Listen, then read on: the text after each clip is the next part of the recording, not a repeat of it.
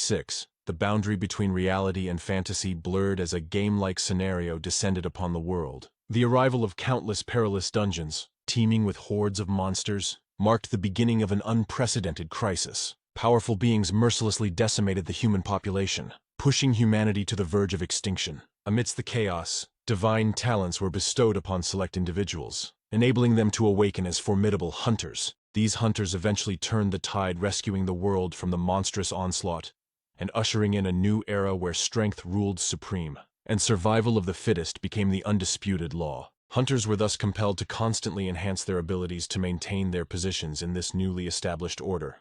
In their quest for dominance, these hunters ventured into the depths of various dungeons, confronting formidable bosses, securing treasures, and advancing their levels. This relentless pursuit of power and wealth signified the dawn of the era of global hunters. During this era, the establishment of the Hunter's Square marked a significant development. This grandiose structure, renowned for its imposing height and the aura it radiated, presented a preliminary challenge to those who sought to embark on a pivotal journey within society. To gain entry, individuals were required to ascend 1,000 steps, a symbolic trial preceding the awakening of their hunter class. Successfully entering the Hunter's Square allowed them the opportunity to awaken their potential and commence their path as esteemed members of the community.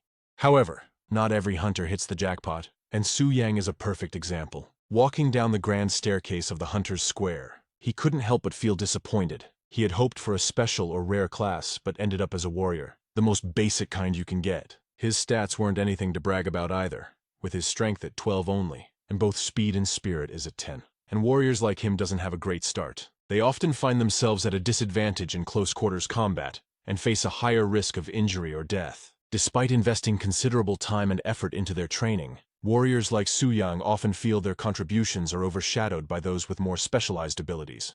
As Su Yang was trying to wrap his head around becoming a basic warrior, a useless shit who has nothing better to do than strut around with parasites on his back decided to approach Su Yang and start throwing shades at him, as he had heard how Su Yang had just awakened as a warrior, and that he should be happy since it is what he deserves. A nobody orphan who couldn't afford a clue, let alone a spot in any respectable guild. Basically, calling him the perfect candidate for grunt work.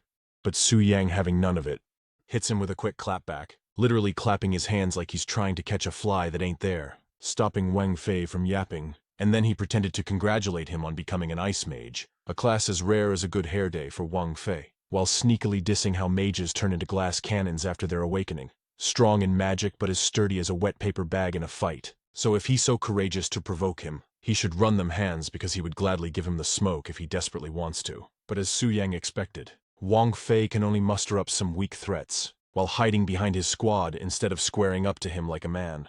And in the midst of an escalating standoff, the air was thick with anticipation as everyone braced for what seemed to be an inevitable clash. However, the dynamics shifted dramatically when one of the members of Wang Fei's group caught sight of something that instantly demanded everyone's attention.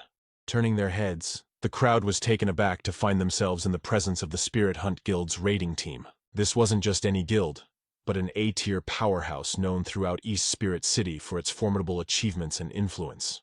The crowd's initial shock quickly morphed into excitement as they recognized Zhao Ming, the vice president of the Spirit Hunt Guild. Zhao Ming, a figure usually seen gracing the guild's posters and promotional material, stood there in the flesh, his presence commanding the space around him. Seizing the moment, Wang Fei stepped forward with a mix of eagerness and ambition. He approached the raiding team, full of praise for the Spirit Hunt Guild and openly expressing his desire to become a part of their ranks. He didn't hold back in showcasing his rare ice mage profession, hoping to impress and secure a spot in the guild. Initially, his request was declined by another guild member of the Spirit Hunt Guild, stopping his advancement and redirected him to apply at their recruitment crew down the stairs. However, Zhao Ming respects the hustle that Wang Fei had just demonstrated, and the strategic advantage his control skill could bring to the guild, and so he decided to give Wang Fei a recruitment card. This gesture not only highlighted Wang Fei's potential value to the guild, but also served as a testament to the Spirit Hunt Guild's openness to scouting and embracing new talent. Witnessing this interaction, others in the vicinity were quick to jump on the bandwagon. They began voicing their own aspirations to join the Spirit Hunt Guild, each citing their unique professions and abilities in hopes of catching the raiding team's attention.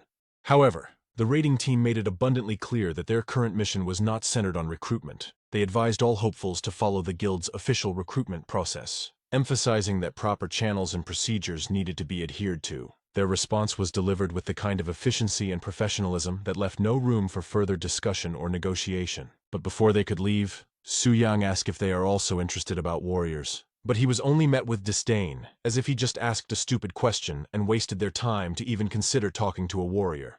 This encounter, brief as it may have been, left a lasting impression on everyone present. It showcased the prestige and selectiveness of the Spirit Hunt Guild, while also highlighting the competitive nature of the world they inhabited. But for Su Yang, this was yet another reminder of the challenges that lay ahead. There was definitely an isolation treatment for warriors like him, and it seemed to garner no interest from the elite guild. In a world where strength and the rarity of one's profession determined one's future, Su Yang couldn't help but feel that his fate was already sealed, given the general reluctance of even lower-tier guilds to accept warriors. But as he was in deep thought, Su Yang overheard why the vice president of Spirit Hunt Guild was here in the first place, and it was because they are actually planning to raid the Black Dragon's lair today, and they are using the teleportation gate inside the Hunter Square to get to the entrance of the dungeon. This was a surprise to Yusang, because the Black Dragon's lair is the largest S-tier dungeon in City C. It not only has numerous small monsters, but it is also filled with powerful elite creatures. Even though death in this world doesn't mean immediate demise, instead, one loses levels in experience until one level drops to 0. The heavy competition between top guild is at all-time high, so the risk of losing a level and rare equipment should really be considered. There is also the most terrifying boss that awaits in the Black Dragon's lair, the level 99 Black Flamewing's Athos, and Su Yang had heard that even the strongest S-rank guilds have fallen at its feet. But they say the Spirit Hunt Guild has a large number of hunters at 4th Transcendence or higher, and they've never failed a raid, so Su Yang assumed that maybe they really can do it. But thinking about what others will accomplish really bummed him out, thinking the harsh reality that he may be destined to be a pauper in this life, trampled under the feet of these powerful beings. But before despair could fully take hold of him, Su Yang was startled by a sudden notification. Lifting his gaze, he was met with a system interface proclaiming him a perfect soul host, indicating that the part-time system would soon be bound to him. The revelation was astonishing, but nothing prepared him for what came next. Upon reopening his eyes, Su Yang found himself transformed into the level 99 Black Dragon, Athos, Wing of the Black Flame. His new form boasted an incredible health pool of 5 million, alongside staggering strength, speed, and spirit values. He was even equipped with talents that seemed straight out of a legend. The dragon bloodline gave him an incredible advantage, making him nearly impervious to both physical and magical attacks with an 80% immunity. His innate mastery over the destructive black flames allowed him to unleash powerful fire-based attacks without any cost, dealing massive magical damage to his adversaries. Not to mention his dragon suppression ability, which lowered the attributes of any creature below his level by 20%, giving him an overwhelming edge in battles. Moreover, his arsenal of skills was nothing short of awe-inspiring. The Dragon Blast could inflict damage equal to 300% of his strength, while his Dragon's Roar had the power to stun all beings within a 300-meter radius with lower spirit values than his for 5 seconds. The Dragon's Eyes skill granted him the ability to survey any area within his domain without needing direct line of sight, adding an element of omnipresence within his territory. The realization of his capabilities left Su Yang in a state of shock and disbelief. Unlike a typical level 99 player who might excel in one attribute, the Black Flame Dragon's attributes were off the charts, with over 3,000 in strength alone. Coupled with his resistances and unique skills, Su Yang felt an unparalleled sense of power coursing through him, a feeling so exhilarating that he couldn't help but release a mighty roar, a primal expression of his newfound might. Despite knowing that his transformation into Athos, the Black Dragon, was temporary, the thrill of experiencing such power was intoxicating. He understood that if he could leverage this power to defeat other players, the experience and strength gained could be transferred to his original body. This realization filled him with excitement and determination. Even if his original form was considered the least desirable among professions, this opportunity could catapult him to new heights, allowing him to level up rapidly and redefine his destiny in this world dominated by the strong. In the midst of his awe, however, Su Yang noticed the monsters in front of him were clearly affected by something. On closer inspection, he realized they were reeling from the after effects of his Dragon Roar skill, which he had unleashed unintentionally. Among them, a hooded figure stood out, addressing him as king and begging for mercy. It dawned on Su Yang that these monsters recognized him as their leader, presumably because he was currently embodying the Black Dragon, and so, he acted what he assumed a superior being would do, look down at his subordinates as inferior beings, and command them to rise as he no longer uses his roar. After that, The hooded monster praises him for having such power even at this early stage, and if he reaches maturity, he would undoubtedly crush the human world. With this, Suyang was reminded that the dragon he possessed right now is just at the juvenile stage. And this is surprising since everyone knows that a boss in an instance have fixed level, but it seems like it wasn't the case for this black dragon, for its title suggested that he has a chance to gain level. This revelation piqued Suyang's interest, but his attention soon shifted to a captivating sight. A beautiful elf imprisoned within a cage. Her elegant silver hair and striking crimson eyes contrasted sharply with her distressed state, struggling to breathe under the influence of Suyang's dragon aura. When she noticed his gaze, she demanded her release, threatening retribution from the elven race. However, Suyang was more fascinated than intimidated. Since the merging of the game world with reality, various mythical races had emerged, and elves, known for their seclusion within instances, were among them. Encountering an elf was rare, and Suyang was captivated by the opportunity to interact with one firsthand. However, their conversation was cut short by the sudden ripple of a spatial disturbance, a sign that a player was about to enter the scene. The elf, interpreting this as the arrival of a savior, openly taunted the dragon, believing her freedom was imminent. She was taken aback when the dragon, whom she expected to ignore her jibes, turned its attention towards her. This unusual behavior puzzled her, as dragons typically disregarded such provocations. However, Suyang had more pressing concerns than engaging in banter with the elf. He was aware that the Spirit Hunt Guild was on its way, and despite their reputation for unbeaten strategies, Suyang doubted their ability to overcome him in his current formidable state. Still, he reminded himself not to underestimate his opponents. Overconfidence could lead to defeat, and the Spirit Hunt Guild wouldn't dare face him without a solid plan. To get a better understanding of the guild's approach, Suyang activated his Dragon's Eye ability, allowing him to oversee the guild's movements from afar. He quickly spotted the guild's main assault team, led by Lei Shan, a level 99 Thunderstorm Master. Accompanying Lei Shan were the guild's elite members, Zhao Ming, a level 95 Storm Archer, Qian Yuan, a level 96 Healing Paladin, and Li Dan, the level 98 Holy Shield Master. They were all marching towards his lair with a single goal in mind, to defeat the Black Dragon Athos and elevate their guild's status to the 5th stage of transformation. Suyang couldn't help but respect their boldness, yet he was curious to see how long their confidence would hold up against his minions. Thus, the guild's advance was soon challenged by a swarm of flying magic wyverns. But Lei Shan, who was completely unfazed by these lesser creatures, calmly ordered his tanks to lead the charge while the rest of the guild used fire attacks to maximize their output, which his guild members followed thoroughly. And with this, they completely dispatched the wyverns effortlessly without halting their march. Meanwhile, Suyang was duly impressed by the Spirit Hunt Guild's prowess and coordination, recognizing them as the formidable force they were known to be. Realizing that his lesser minions had barely made the guild break a sweat, Suyang decided it was time to up the ante.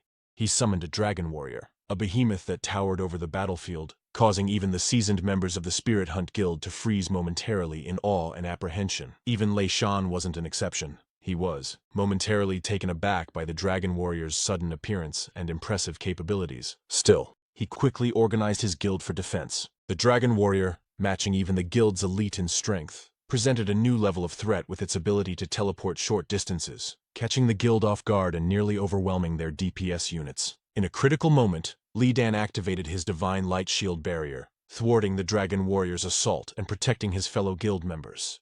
While Zhao Ming seized control in the chaos, ordering the ranged attackers to retreat and the melee fighters to engage. His strategic use of the Storm Arrow skill was pivotal, taking down the elite dragon warrior and demonstrating the guild's resilience and strategic flexibility in the face of unexpected challenges. Despite the Spirit Hunt Guild's success, Suyang remained composed. This just proved to him that an elite monster of that level could definitely challenge the guild. But the elf, on the other hand, tried to mock him again for even attempting to send his lackeys to do his bidding just to die like that. Little did she knew, he had a few more of those elite for him to command, completely surprising the elf yet again. As Suyang released 6 more elite dragons into the fray, the guild faced an unprecedented situation, scaring all the members of the guild. Even their elite units didn't know what to do, as there were no records that the dragon would send units after them even before encountering it, so it was definitely a strange occurrence. Still, Lei Shan remained calm, because to him, they are all but just elite monsters, and he specialized on dealing with elites, and so with his leadership alone, he is confident that they could overcome this, and due to their trust and respect to their leader, the guild members steeled their resolve and listened. And Lei Shan then commanded to reform their ranks, prioritize healing the tanks, as they would maintain aggro until the battle ends. Combining this tactic with their raw power, they managed to overpower the new threats. Meanwhile, Suyang watched and was surprised by the outcome. Initially, he thought that using elite monsters and catch them by surprise would be enough to drive them away. But it seems like it wasn't the case. They are more tenacious than he thought. But still, he can't really understand why they are so eager to challenge him. It was no doubt they are strong, but they aren't strong enough to defeat him yet. And even the elite monsters that he sent made them struggle, unless they have an unused cards that will turn the tides in their favor. But as he was in deep thought, he was surprised to notice that the guild had decided to go to the other direction. This was such an unexpected thing, as they are just few steps away before they meet him. This prompted him to assume that there must be some secrets hidden in the direction the guild was heading. Utilizing his dragon vision, he discovered they were heading towards the Dragon Slayer's tomb. Inside it, there was a glowing item that caught his attention. It was the Dragon Slayer's heart, a quest item capable of negating dragon talents. Realizing the threat this posed, a surge of rage overtook Suyang, and his subordinates was startled yet again, asking him if he was okay. But he couldn't care less what they asked, as his mind was more preoccupied of the fact that what's happening right now is just like the strategies in what happens in games, where a boss with almost invincible resistance was weakened by the players through certain mechanism or items. And if that item allows player ignore his talent, then there is indeed a possibility that he will be defeated. But now that he knows this, he wouldn't just stand and wait for them to acquire this item. And so, with a powerful flap of his wing, he left his lair. The sight of him taking first really made the monsters rally in excitement. Their king taking action could only mean victory, so they cheered as he leaves. And even the elf was taken aback by this sudden change of attitude of the dragon, because the dragon usually waits for adventurers to get near his lair, and never leaves early. And the way that it reacts was much more concerning, as if the dragon was in a rage, leaving the area with intense speed, breaking the sound barrier and creating a shockwave that even the ground collapsed. Meanwhile, as the Spirit Hunt Guild continued their march through the instance, Lei Shan expressed frustration at the unexpected challenges they had encountered since entering. This wasn't in the guide that were given to them. Hearing this, Zhao Ming speculated that the heavenly mechanism pavilion that gave them their guide might have deceived them. Lei Shan, however, remained confident in the pavilion's reputation and the authenticity of their strategy, especially when he had exchanged this strategy using his universe ring, which Zhao Ming understood, so he dropped the subject. But since there were too many uncertainties that happened in this raid, Qingwen raised concerns about potentially alerting the Black Dragon if they faced another unexpected situation, to which Lei Shan dismissed these worries, since the Black Dragon is just a boss in an instance with power, and it's complacent as the guide had stated. It is but a lazy, overpowered lizard. As long as they don't initiate an attack, he is confident that it won't leave its lair, and they really shouldn't worry. This dragon is just a stepping stone for their guild, and now that it has caused so much damage to their guild, he promises to take it all back from it. Qian Yuan, on the other hand, was enticed by other things, because as long as they complete Elf Maiden's Easter egg, not only they can obtain a pass to the Elven Kingdom, but the Elf Maiden will also obey their commands. And Lei Shan quite understand the needs of his men, so he promises to have the authority with the elf, as long as they defeat the dragon first. But their planning was abruptly interrupted, when Qian Yuan spotted a large silhouette in the sky. Initially, they mistaken it for a small flying dragon monster, which wasn't a threat by any means. But still, this was yet another unexpected thing to happen, because flying dragons are labeled as guard monsters. Therefore, there is no reason for them to appear here. But as soon as the silhouette got close, it also got larger, and now they wish it was just a simple guard monster. Unfortunately for them, it wasn't the case, as the true identity of the silhouette became apparent. It was the Wing of Black Flame, the boss they were supposed to confront later in their quest. Shock filled everyone's face, but one thing was in their mind. Those bastards from the Heavenly Pavilion had truly deceived them.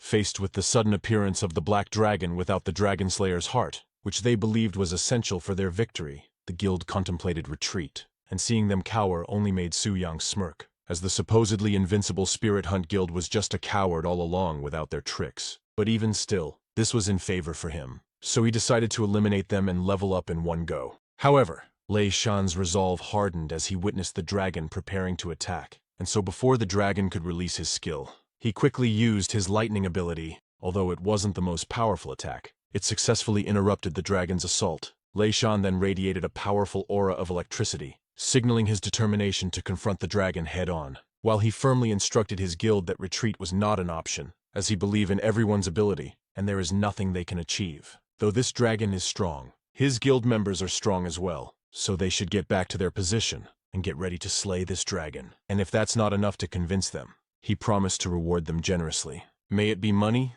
equipment, or women. There's no such thing as impossible after they overcome this.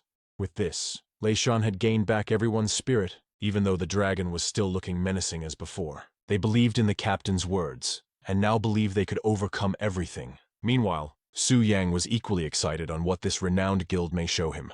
As the confrontation with the formidable dragon Atos escalated, Lei Shan swiftly issued commands to bolster their defenses and offensive capabilities. He instructed Li Dan to activate the strongest defense barrier and called upon the healers to support him with mana regeneration, aiming to sustain their position. Meanwhile, the support classes apply all single-target buffs on him and Zhao Ming to maximize their output, as they just have to make an opening even for a little bit, because according to the guide, they are not far from the Dragon Slayer's tomb. So as long as they manage to open a fraction of a second of opportunity, there is still hope for them to defeat this dragon. However, their planning was abruptly cut short when Atos's tail crashed down among them, causing chaos and destruction, since Su Yan was determined not to allow the guild any time to execute their plans. But to his surprise, amidst the settling debris and smoke, a light flicker, and magic attacks came to his face soon after. It seems like the players were still alive, and it was all because of Li Dan, setting up his triple holy light barrier on the nick of time. It was uncharacteristic of a boss to make the move first, so they didn't expect this to happen.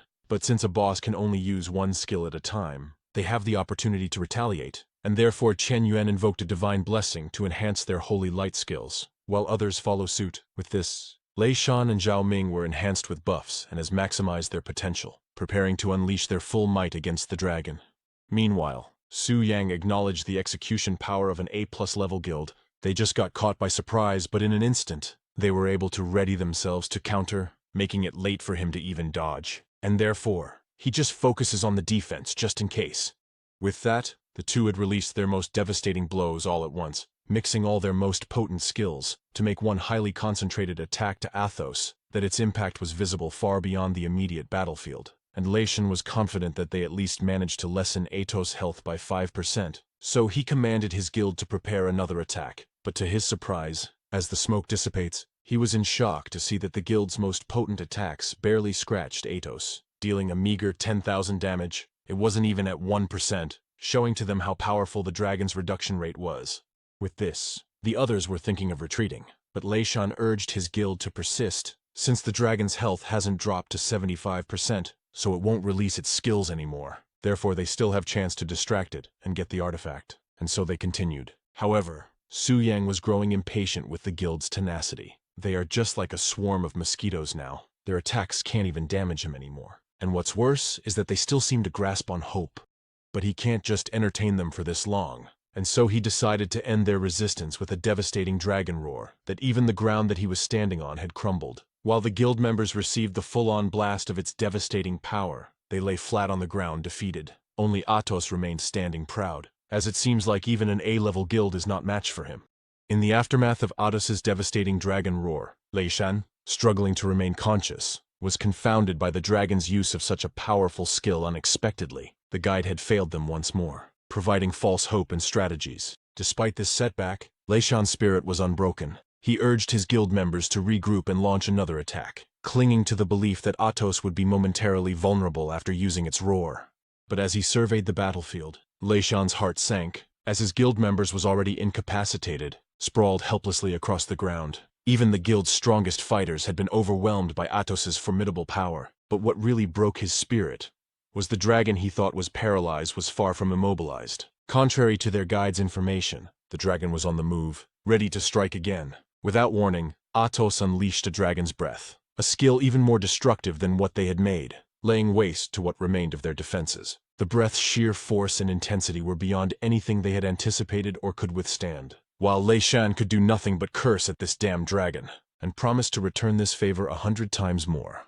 After that, a system interface popped up. Since the intruders had been completely eliminated, the distribution of experience would now commence, and to his surprise, the amount of XP was overwhelming. But it was to be expected since he just eliminated a guild that consists of high-level players ranging from level 80 to 99. In turn, leveling up won't stop, and he could even see that he is overflowing with experience. He accumulated 990,000 points that propelled him from level 1 to 20, reaching the level cap of the first transformation. and due to the experience overflow 40% of it was lost. So currently, his remaining experience reserve is now at 430,000. But it's still huge, and this meant that his level can continue to skyrocket after he job change. He might even reach level 40 of the second transformation today. This is simply terrifying and exciting to him. Furthermore, he has 200 unallocated attribute points, so he was thinking of coming back to his original form as soon as possible. But before he could, Su Yang noticed the battlefield was littered with shimmering lights. A clear sign of equipment drops from the high-level players he had just defeated. Excited by the prospect of acquiring rare items, he eagerly collected them, expecting gold-tier gear at most. However, to his astonishment, among the loot were items of even higher rarity. A diamond-tier longbow, accessory, and cloud flow boots, along with a platinum-tier staff and a flame greatsword. These finds exceeded his expectations, particularly the longbow, which he recognized as Zhao Ming's, the vice president of the Spirit Hunt Guild. Su Yang found amusement in the thought of Zhao Ming's reaction to losing such a prized item. Despite being a warrior and unable to use some of the equipment, he knew their value on the black market could net him a substantial profit. In addition to the weapons and armor, Su Yang discovered a variety of potions and premium skill scrolls capable of boosting his abilities. But what excites him even more is that among these treasures was a broken boundless gem, an exceptional item that could remove level restrictions from equipment. This gem was particularly exciting for Su Yang, as it would allow him to wield equipment like the platinum-tier greatsword, which typically required one to be level 79. This weapon was not only a perfect match for his warrior class, but also boasted incredible attributes, including an enchantment that added flame damage to his attacks and the ability to summon a flame giant, albeit with a one-day cooldown. This is such a strong weapon to have. So as soon as the system had notified Su Yang that he could now return to his original form, he didn't hesitate to go back. Instantly, light enveloped Su Yang's dragon form, and in the next moment, he found himself back in his human form, surprisingly right at home. He had expected to return to the location he was at before the transformation, but it appeared the system had a more convenient approach. But that's not really what matters. The most important thing is that he was now level 20, and what happened was not a dream. And with this, Su Yang went straight ahead and allocate his points, putting 100 on strength, and 50 each to speed and spirit. Although warriors usually don't add spirit, with the advantage he has for receiving a system, he can't just follow the usual path, and he had obtained scrolls, which has a minimum required spirit for him to use. But to his surprise, the moment he confirmed the distribution of his points, an overwhelming aura burst forth from him. It was as if the very essence of his being had been supercharged, unleashing a wave of power that resonated throughout the room. This sudden manifestation of strength was so intense that it sent a shockwave through his belongings, leaving a trail of disarray in its wake. The experience served as a stark reminder of the raw power he now commanded, prompting a mental note to not to overdo it in the future. Now that was settled. The next thing he should do is to go to the temple to make a job change, but as he get a look at the time, he realized that it's already too late for him to do that today. So it seems like he has no choice but to rest for now, and just go to the temple tomorrow and take the transfer quest, which really excite him as he looks forward to complete his job change.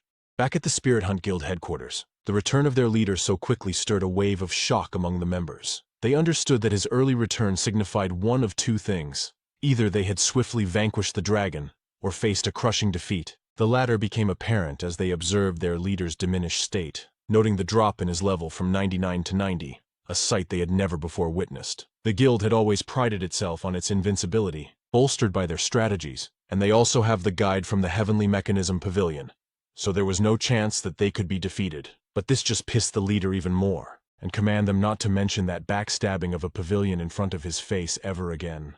He had traded his universe ring, but they just gave him a shit strategy that led them to their defeat. This is unforgivable, and his men had also taken an impact, especially his vice president, Zhao Ming, who not only had dropped his level to 86, but he has also lost his diamond-tier weapon, which took a toll on his mental health. Even his priest is now having a tantrum, as he had lost not only the boots, but the chance to have himself an elf girlfriend. With this turn of events, Lei Shan's eyes sparked with the fury of thunder, a clear sign of the storm that was about to be unleashed, as he vowed to seek retribution against the pavilion for their betrayal, and will not rest until he got answer from those deceiving shits.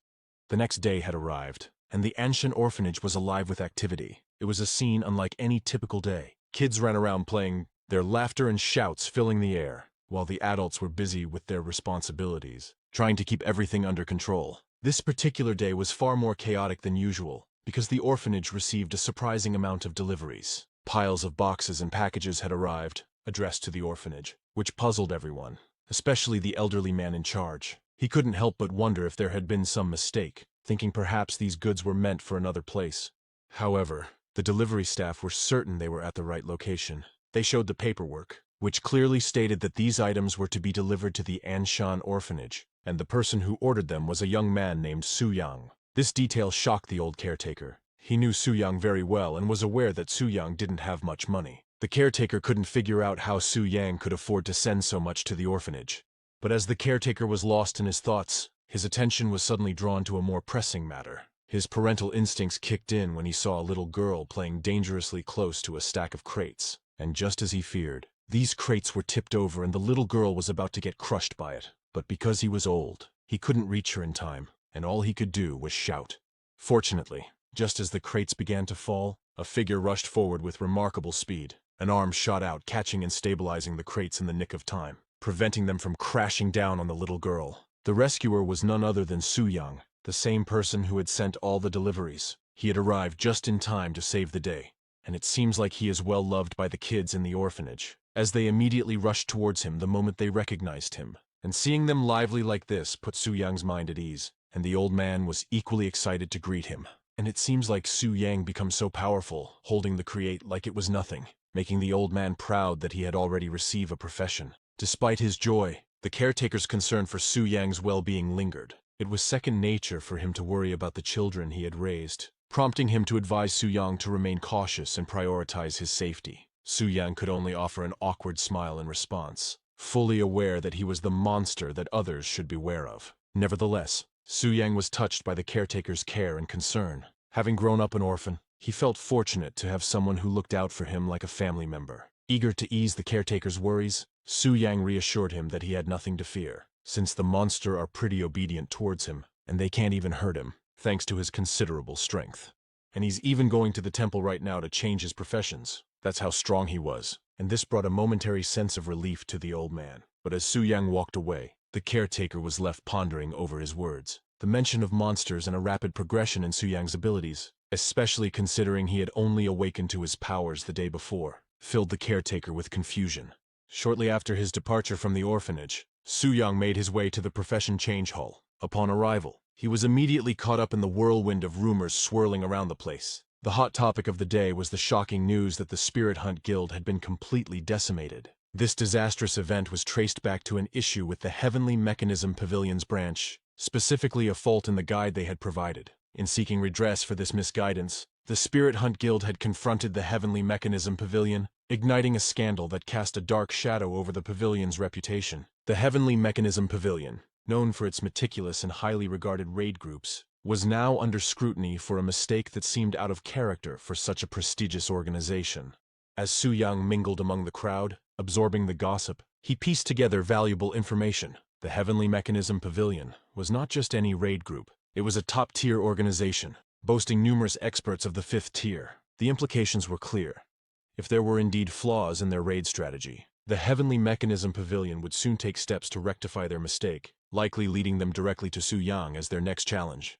But this just put a smile on his face, and the thought of going up against the members of the Heavenly Mechanism Pavilion didn't intimidate him. Instead, it sparked excitement at the prospect of the high-quality equipment he could potentially acquire from them. However, his trains of thought were disrupted yet again by the same fucker who can't mind his own damn business. It was Wang Fei and his group of nobodies, and with Wang Fei's usual arrogance, he questioned why Su Yang still keeps on appearing at the temple when his profession is nothing but trash. And before he could respond, he emphasized that was a rhetorical question, as Wang Fei was well aware why, and that no guild had wanted Su Yang, so he has to come every day to try his luck, a fact he found amusing. But all jokes aside, since he was now in front of him, it is a good time to continue what they couldn't the day before. He was lucky he lets him off yesterday because of the guild business, but now that his schedule is free and had allocated his points and learned some skills, why not he demonstrate this newfound abilities and teach him a lesson for crossing him? But unfortunately for Wang Fei, even before he could release his skill, Su Yang decided to act first and cast Fist, letting Wang catch his hands with his face,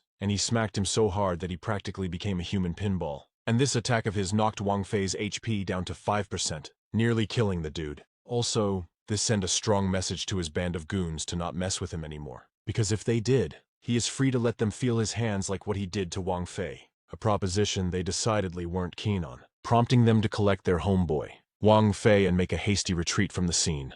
And as they vanished to view, an applause from his rear caught Su Yang's attention. Turning towards it, he was met by the sight of a woman clad in black, her attire reminiscent of a nun's, yet the slit in her dress that revealed her thighs suggested she was anything but. With this, it became immediately clear that she was a temple profession transition guide, a key staff member of the changing hall, and she is really impressed by the prowess Su Yang displayed, leading her to inquire if there was any way she could assist him, which what Su Yang exactly need. So he expressed his desire for a profession transition, a service she was perfectly positioned to provide. With a welcoming nod, she asked Su Yang to follow her to begin the transition process. During their walk, the guide couldn't help but notice Su Yang's appearance, which suggested he was a newcomer to the world of hunters. However, the speed and power he had shown earlier contradicted this initial impression, indicating that he was a level 20 professional, a level that hinted at him possibly being a second-generation member of a prominent family. This speculation was intriguing, considering she had never heard of such a young talent before.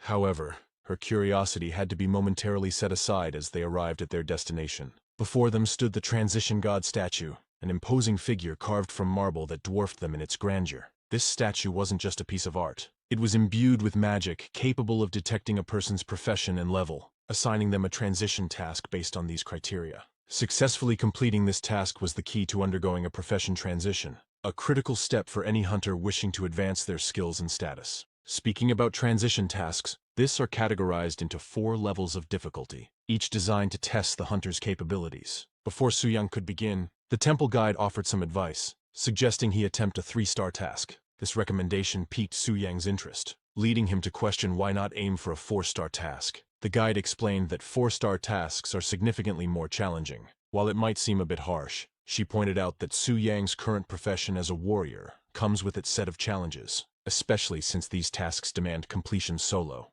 Furthermore, she emphasized that transition tasks are not just any ordinary challenges. They are commitments for life. Opting for a 4-star task comes with the risk of a lifelong inability to transition should he fail. Understanding the gravity of the situation, Su Yang decided to proceed, extending his arm towards the statue to discover his task. A flash of lightning filled the room, a sign that the statue was evaluating his eligibility. Once it confirmed he met the prerequisites, various transition tasks appeared before him, each with its own set of challenges and rewards. The 1-star transition task was straightforward, requiring him to defeat 10 level 20 ordinary sharp-toothed boars. Success would grant him the opportunity to choose between becoming a charge warrior or a defense warrior. Progressing to the 2-star task, the difficulty slightly increased, maintaining similar objectives, but with the added reward of a common-grade 1st-tier warrior skillbook. The complexity further escalated with the 3-star task, which also promised a superior-grade 1st-tier warrior skillbook, enriching Su Yang's arsenal. The 4-star task upped the ante, challenging him to undertake more daunting feats, but offering the prospect of transitioning into a bloodthirsty warlord, accompanied by a fine-grade 1st-tier warrior skillbook. But the most notable of all is that there is option beyond what he was initially informed of.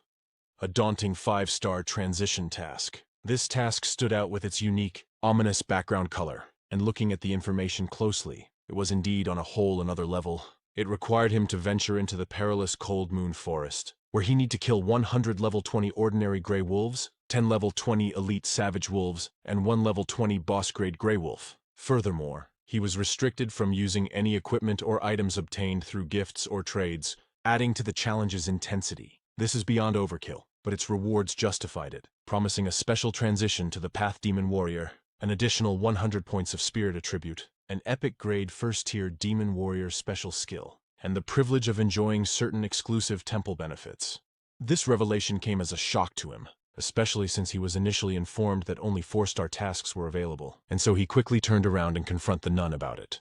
The nun promptly apologized for the oversight, explaining that the sheer difficulty of the 5-star task was the reason for it hadn't been mentioned. It was so difficult that not a single person in the Hua Kingdom has accepted this task for many years.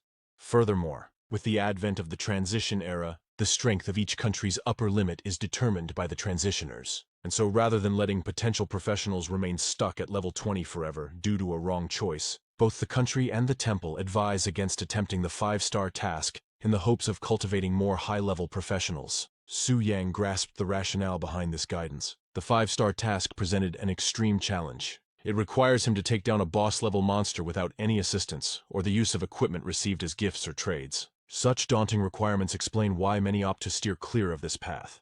But still, the allure of gaining 100 spirit attribute points and the opportunity to transition into a demon warrior piqued Su Yang's interest, not to mention the mysterious temple privileges that accompanied the task. These factors solidified his decision to pursue this rigorous path. Meanwhile, the nun really tried her best to convince Su Yang to take the 3-star task. Unfortunately for her, he already made up his mind, and so Su Yang just thanked her for the advice, which made her happy. But even before she could finish her response, the system chimed in, confirming Su Yang's acceptance of the 5-star challenge. Her shock was palpable, her advice eclipsed by his audacity. And all she could do now is ask why the hell he would do such a thing. And Su Yang just confidently replied that it was all on his feelings. He felt that the 5-star task was more suitable for him, and all she could think is, what the fuck? But before she could say anything more, Su Yang assured her that she doesn't need to worry about him failing, because he will definitely complete the task, and they should ready the temple since he is very curious about what the temple's privilege hold.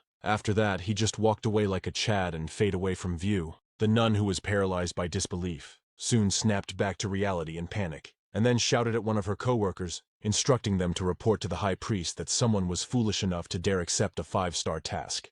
Upon his arrival at the transmission center, Su Yang was met with an unusual scene. A multitude of hunters idly gathered, not out of choice but due to an unexpected energy fluctuation disrupting the portal's operation. This delay, a rare inconvenience at the center, had caught everyone off guard, including Su Yang. However, Su Yang, unlike many others, was not particularly perturbed by the holdup. He had no immediate rush to begin his journey to the Cold Moon Jungle, and decided to use the unexpected pause to better plan his trip. But not many shared his opinion. Among those affected by the delay was a city girl named Shu Yan, and she stood out from the crowd. And she kinda bad, though, I'ma come clean. But I digress. Her distinct displeasure was noticeable. Coming from a large, bustling city, she was unaccustomed to and unprepared for the inefficiencies and problems of smaller towns. Her disappointment was compounded by the unwanted attention from local men, prompting her to caution her sister, Shuqian, to stay close and avoid getting separated in the crowded space. Shuqian, understanding her sister's concern, complied,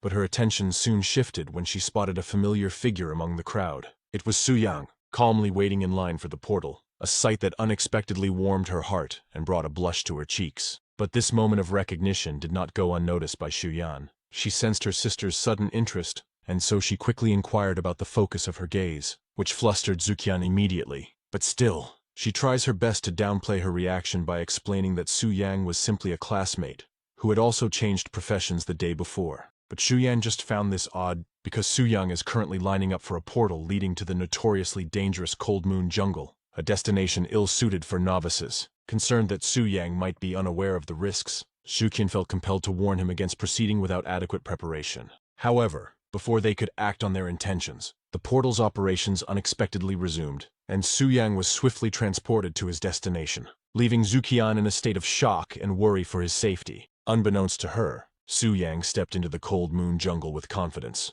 and therefore quickly noticed the absence of other hunters. This solitude in such a dangerous area piqued his curiosity, suggesting that the other hunters had perhaps sensed the imminent danger and scattered, leaving him to face the jungle's threats alone.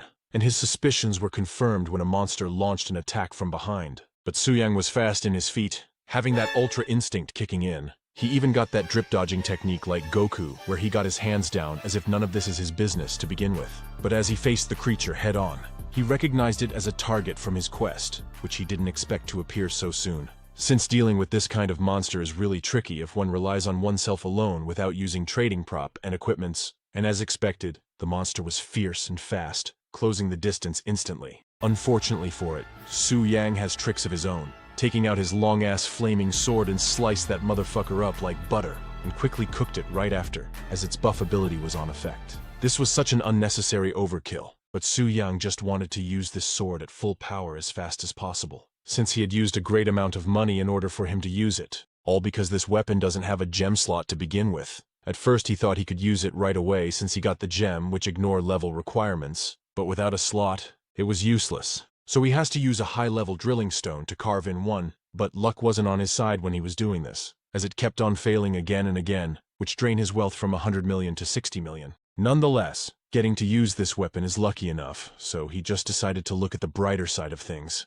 And he still has the long bow that was owned by Zhao Ming. If he is able to sell this, then he will gain the money that he lost. And maybe Zhao Ming himself would buy this back, which is very funny if he thinks about it, but his financial concerns must be put aside for the moment, as Su Yang found himself under attack from monsters once again. Fortunately, he didn't need to flee thanks to a silver-level scroll in his possession. This scroll activated a charging barrier around him, capable of absorbing up to 50,000 points of damage, effectively shielding him from the onslaught. And the low-level monsters have low IQ, so they keep on continuing to attack the barrier non-stop, unwittingly positioning themselves exactly where Su Yang had intended. With this, Su Yang unleashed a devastating swing of his sword, emitting a fiery whirlwind that swept through the monsters. This powerful attack allowed him to eliminate 15 wolves in a single stroke. However, his quest required him to vanquish 100 wolves, and he realized that hunting them down individually would prove to be a troublesome and time-consuming task. To streamline this process, Su Yang pulled a monster attraction stone from his inventory. This unique item,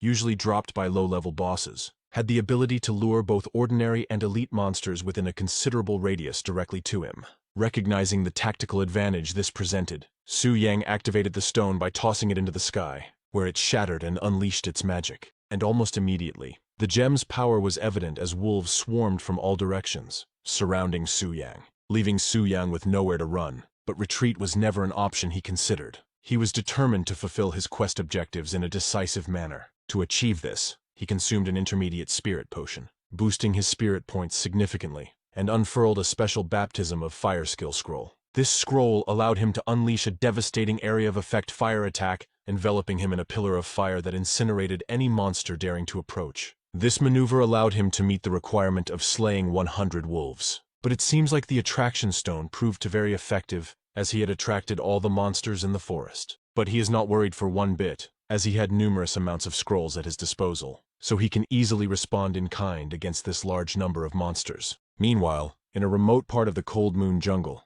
a puzzled group of hunters roamed, perplexed by the eerie silence that had replaced the usual cacophony of monstrous growls. Accustomed to fending off aggressive creatures at every turn, their 2-kilometer journey without a single monster encounter raised alarms. The mystery deepened when one hunter recalled seeing a monster that, instead of attacking, fled in the opposite direction. An unheard-of behavior for the typically hostile inhabitants of the forest. Piecing together this odd behavior, the group's most seasoned hunter deduced that a monster attraction stone must be at play, drawing all the monsters to a single point and away from them. And this is such a selfish tactic, as this just wasted the opportunity of other hunters. With this, the group was determined to confront this shameless son of a bitch that wants to get all the rewards for himself, and teach him a lesson that he won't ever forget. But they may have to postpone that thought, as a sudden immense power emerged from where they were headed. The attack was so strong that it had reached the skies above, and the shockwave of it can't be ignored either, as the trio had felt it even from a distance, which made them curse out loud, as this level of magic fluctuation was likely from a third-level magician. So it's safe to say that confrontation was no longer an option. With this, they decided to quit now, and just do something else, as they can just complete their task next time. Meanwhile, back in the desolate aftermath where Su Yang stood, the scene was markedly different from moments ago. The vast number of monsters that had swarmed him were now nowhere in sight. Not a single corpse remained, and the landscape around him was scorched, devoid of vegetation, extending for miles in every direction. This level of destruction marked the completion of 2/3 of his ambitious 5-star job transfer task, leaving only the formidable boss as the final hurdle. A sense of anticipation lit up Su Yang's face. Despite having to utilize several scrolls to get to this point, the task had proven less challenging than he'd initially thought. Based on the nun's reaction back at the temple, now, with only the boss battle ahead, he wondered if this would be the challenge he had been seeking all along, and he eagerly made his way towards its lair. The destination was the Cold Moon Cave, known to be the dwelling of the fearsome Blue Wolf King.